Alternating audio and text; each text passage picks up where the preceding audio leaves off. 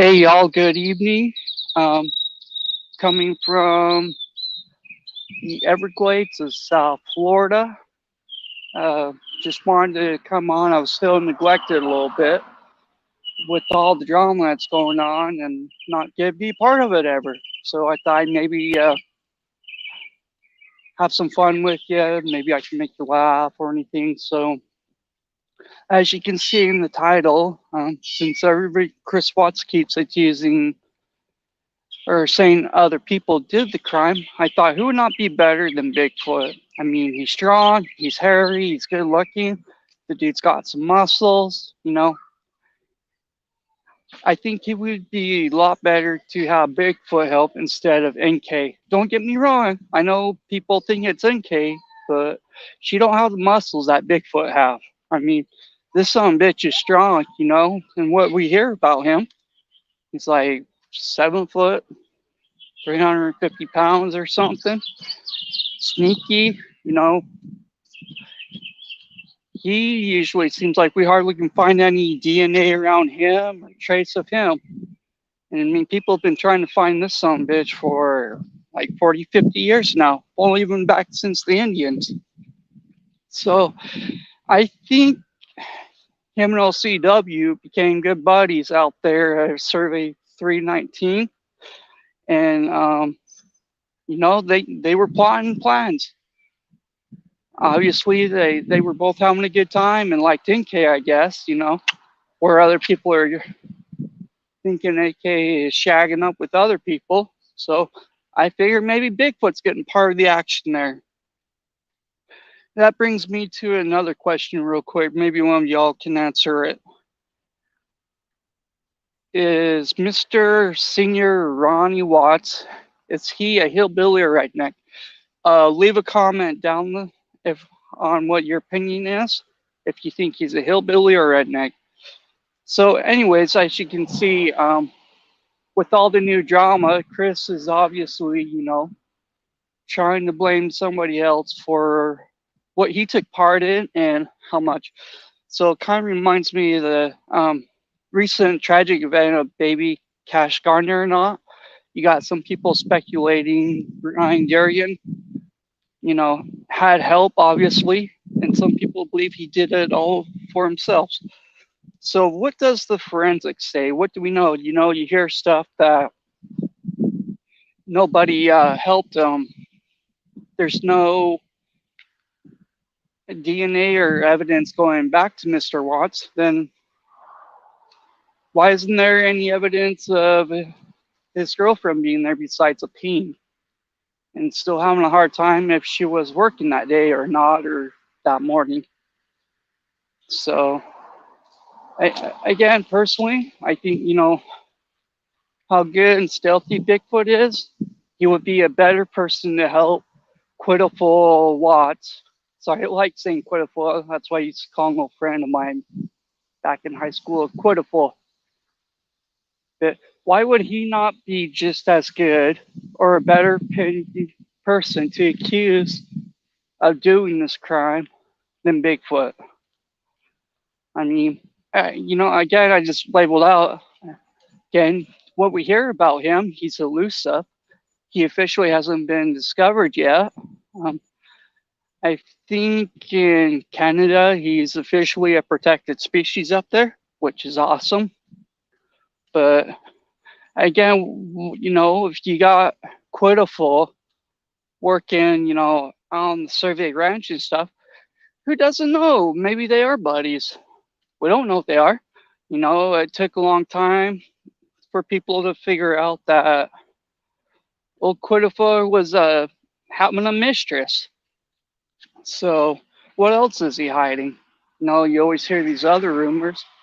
Is he gay, straight, bisexual, has sexual addictions? Well, what is it? I don't think we're ever going to hear the truth from this fine man just because we all know he's a liar. Now, over times of thinking stuff, obviously we can all agree that, he's a pathological liar, socio, narcissism. I don't know. I'm not an expert in that stuff. But I do know He lies a lot, which is unfortunate. So it kind of makes me wonder. Yeah, I'm gonna go there. If he really even is religious, or is it jailhouse fake religion just because he got caught with his hand in the cookie jar? So another thing I want to ask, hey, you ever get a divorce? Look me up. I'm pretty cute, and I have one. So, which brings me down to another thing. Prairie Boy 77, Mr. Shear. I don't know if you'll ever listen to this or not, but hit me up, and I would love to do a podcast with you and talk about beard oils and different things or true crime. But it's just interesting going back with all the drama that's been going on. Obviously, I've been quiet. I mean, you guys haven't heard from me for a long time. Um, my homemade raft I built was falling apart, and I was getting low on supply. So obviously, I had to come back to Watts Island to repair it and get more supplies. So I figure I would be social besides hanging out with Bigfoot and my imaginary friends. I try to visit with y'all. But I think I'm leaning more as like listening to the Cash Gurman case that the guy that did it, Darian Brown, he did the whole thing. Um, that's so far as what we're getting bits and pieces of from that case is he did it. And so I'm really starting to go that way. Uh, I'm not gonna knock it till you try it, memory loss or not. I do know from benzos or like Valium or something like that, you do black out on memory loss. I have experienced that, so I do know that is possible.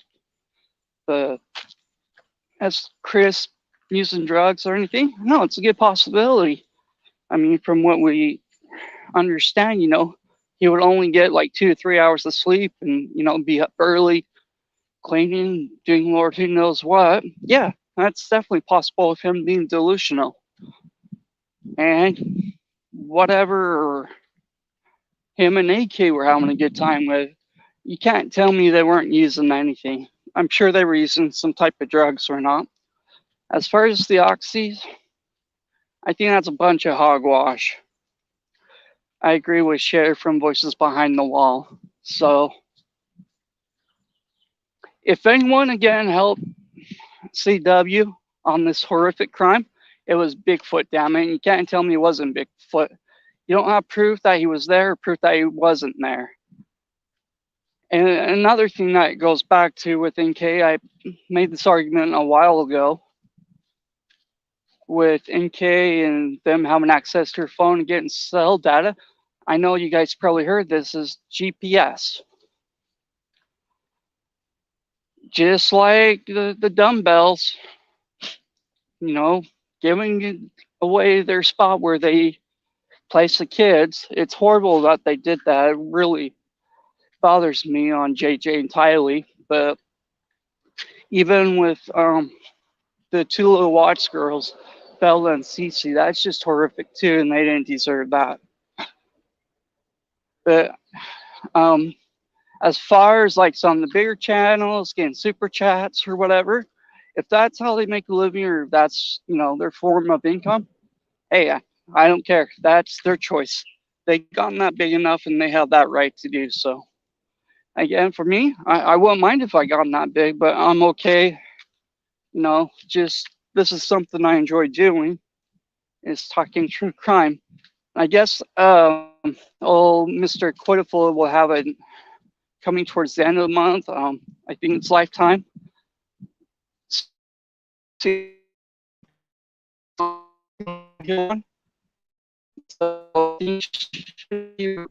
ramping up and getting pretty juicy and interesting once these episode has shown. So, but again, if anyone was going to help old Quitiful, it's Bigfoot. You can't tell me not otherwise. I mean, he'd be the perfect person to help. First off, he hardly leaves any DNA or trace of evidence. Again, he's big, tall, strong, and he's hairy, muscular. He would be an awesome culprit to help with it, just because it, it was nobody there.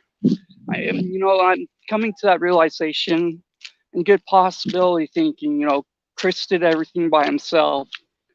Whether if it was meditative, that's a good thing to wonder now. But I'm just coming to the conclusion he did it by himself. And as far as NK, yeah, she probably influenced him or was catalyst giving an ultimatum. It's either your friends or me, and part with the financial issues going on. Yeah, maybe plan for the family life insurance to dispose of them that way and to wait a few months to get the money to help get them out of debt. That's definitely possible. Why wouldn't it be? I mean, if you look at the dumbbells, I mean, most of their motive was life insurance money. So you can't tell me the motive of money didn't play a part into this, which I personally think was half the plan or whatever. I mean, hell, it makes sense. They're so far in debt, and I'm sure he did have a good idea because, with his name being on the title and everything, he had an idea of how bad they were in the hole or not. And we do know that SW, she wasn't really that good at budgeting. I'm not trying to knock on her, attack her. Um, I do have feelings why I came to my conclusion again. I don't really know a whole lot of evidence or seen a whole lot of evidence except Chris, you know, telling the police officers where his family is, where he put them. So until I don't know if they will release more information or not, that's I think what I'm gonna kind of stick with. Yes, my view changed a little bit, whether if somebody helped him or not. After listening to the Gurning cache on this poor little boy was taken out and stabbed by this guy named Darian Brown. Again, like with the Watts case, did he have help or not? And I'm leaning towards that way after listening to some arguments and forensics and thinking a little bit more.